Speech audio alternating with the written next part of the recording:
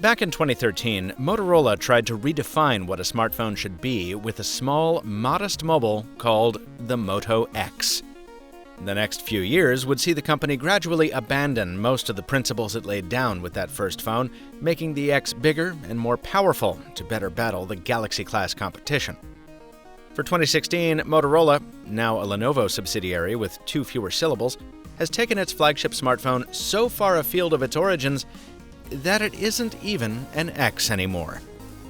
I'm Michael Fisher, and this is the MrMobile review of the Lenovo Moto Z.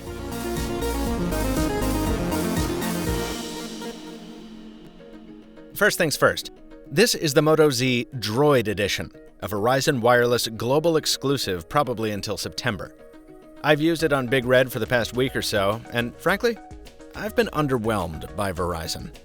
For a carrier that's built its entire brand on how great its network is, the amount of time I spent on 3G or even 1X during several days on Long Island was staggering, especially considering the great reception Verizon's coverage map says I should have had.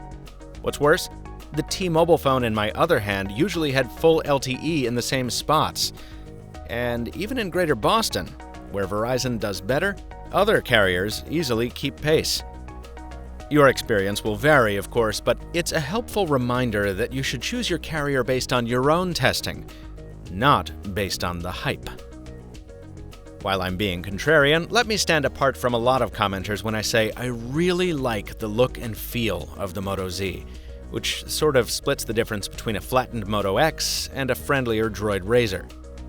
With the exception of the lower-than-usual battery capacity, which means this is definitely a phone you charge every night, the specs are all top shelf. Those components are crammed into a surprisingly smudge-prone aluminum chassis that's more mean and muscly than pillowy and plump. In fact, the Moto Z is one of the thinnest smartphones you can buy at 5.2 millimeters, which has caused some to ask, why wouldn't you just make a thicker phone and use the added volume for a bigger battery? Well, the short answer is that Motorola tried to deliver the best of both worlds. An ultra-sleek smartphone that could trade slimness on demand for added capabilities.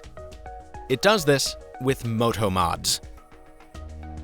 A big battery pack, a boomy speaker set, and a frickin' portable projector. These are 3 of the magnetic Moto Mods launching with the Z, and the execution here is damn near perfect. There's no restarting the phone or downloading apps to make these things work. You just stick them to the metal backside and bam, you're powering up. Or pumping pin back. Or pico-projecting Poppy on your wall. The battery packs come in different styles, some with wireless charging. The projector has a kickstand, its own cooling fan, and its own power supply, and ditto on the power supply for the JBL Sound Boost speaker set, which is so loud I usually need to turn it down a couple notches. If all you want is to give your phone a different look or feel, the style shells come in finishes ranging from fabric to wood to leather. And there's even a developer kit coming, so folks can build their own Moto Mods. This is a case, though, where execution maybe isn't as important as concept. I mean, I can do almost all of this already with any phone. I usually carry an external power pack. It charges phones faster than the Moto Mods charge the Z, and I can split that charge across other devices too. The same goes for the wireless speakers you see everywhere, which anyone who has a Bluetooth device can connect to. Not so for the JBL. And there are brighter and better mobile projectors out there which, again, don't rely on interfacing with a single phone. So buying into the Moto Mod ecosystem means getting a bunch of accessories that will only work with one smartphone. Lenovo promises that future Moto Zs will support these mods as well, but given Moto's track record for after-sales support since Lenovo bought it, let's just say I'll believe it when I see it. On the sunnier side, the Moto Z's software is terrific. I wish it launched with Android Nougat, but with all the flavor Moto's added to Marshmallow, I almost don't miss it. Moto Display shows you a notification glance when you wave your hand over the faceplate, and you can preview alerts individually without unlocking the phone. In that vein, the fingerprint sensor is quick and accurate, though sadly it's no home button. It only turns the screen on or off. The phone will detect when you're driving, and it'll read your text messages aloud to you, and also let you dictate replies. Moto Voice, one of my favorite features, has also been refined. It's easier to use a custom launch phrase to summon the phone. Hello, Moto. What's the weather like this weekend? And it's now much faster to respond. This weekend's forecast for Summerval is 87 degrees and mostly sunny. And the Z is better than any of its predecessors at recognizing gestures. There's swipe up to small screen, chop to flashlight, and the one I miss whenever I use a non-Moto phone, wrist twist to camera. How about that camera? Well, in exchange for the pronounced camera crater, which will look familiar to any Moto 360 owner, you get optical stabilization, a big ol' aperture, and a dual-tone LED flash. Also, the viewfinder is cleaner and easier to use than ever, with a broader set of manual controls if you want them, and it still packs that cool trick of automatically reading barcodes.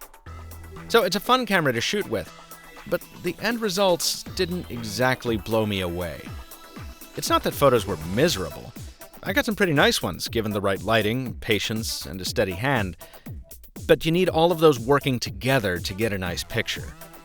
For one thing, laser autofocus doesn't always mean reliable autofocus. And for another, I somehow got a lot of crappy burst photos in my camera roll, even when I wasn't shooting in burst mode. This is probably a side effect of a feature called Best Shot.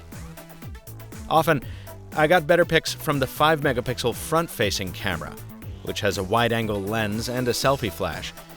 So if you're using this phone mainly for self-appreciation, well, that's something to think about.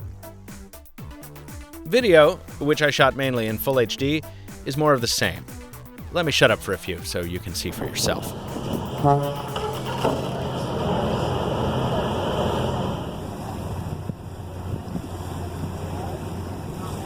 On video, this awesome throw. Yeah, there you go.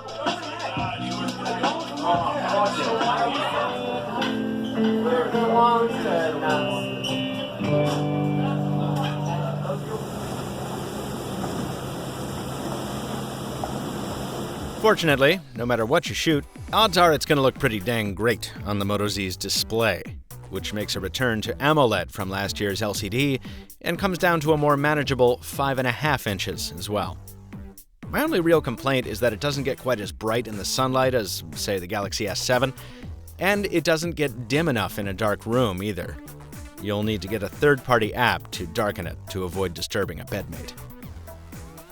Let's round it out with the day-to-day details. I like having a home screen that lets me work in either portrait or landscape, which really comes in handy if you have a Moto mod attached. Quick charging is here and does a good job of topping up fast, though it's no OnePlus 3.